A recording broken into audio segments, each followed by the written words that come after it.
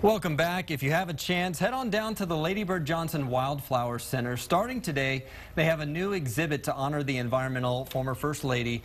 Joining us today is Sarah Lee Teedy from the Wildflower Center. Thank you so much for being with us this morning.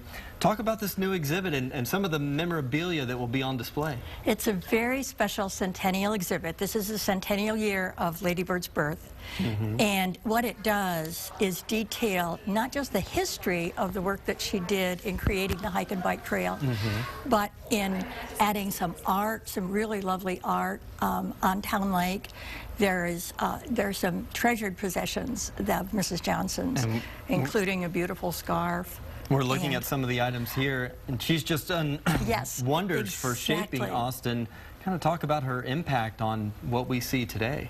Well, if you, and I don't remember, and you're too young to too, but Lady Bird Lake, which was then of course Town Lake, it was industrialized. There were no trees along the shore at all. It was barren because they thought the trees contributed to flooding.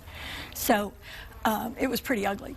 And there had been a master plan for beautifying it by Alan Taniguchi, who was dean of the UT School of Architecture, but nothing had been done. The mayor was Roy Butler, and but Lady Bird and Anne Butler got the idea for this when they were in London, and they looked at the River Thames and said, wouldn't it be wonderful if we could do this in Austin?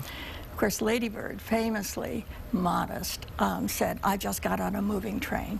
You know, that the city government already wanted to do this, and isn't it wonderful when everything comes together for the beauty of this place? But she really made it happen. And we talk about wildflowers as well and their importance in our community. Talk about that a little bit.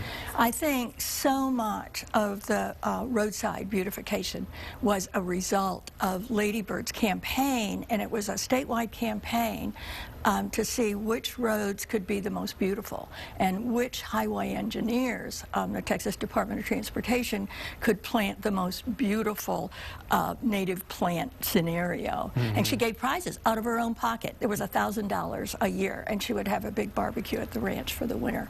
So that continues to this day. And I think the lasting national legacy that people remember most about Lady Bird are beautiful flowers along the highways. Absolutely, and some of the artwork that you will see in this exhibit demonstrates that for certain. And help me explain where it's at. South on Mopac? Yes, go south on Mopac. It's a lot of signage. It's the first exit after the light at Slaughter Lane. Turn left on La Crosse Avenue.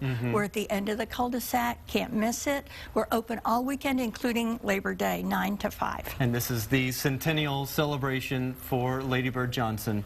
And the exhibit goes until December. December 2nd, yes. So you have some time. If you can't get there this weekend, maybe check out another weekend throughout the fall. Exactly. Thank you so much for being with us. Thank you. All right, David Yeoman's back.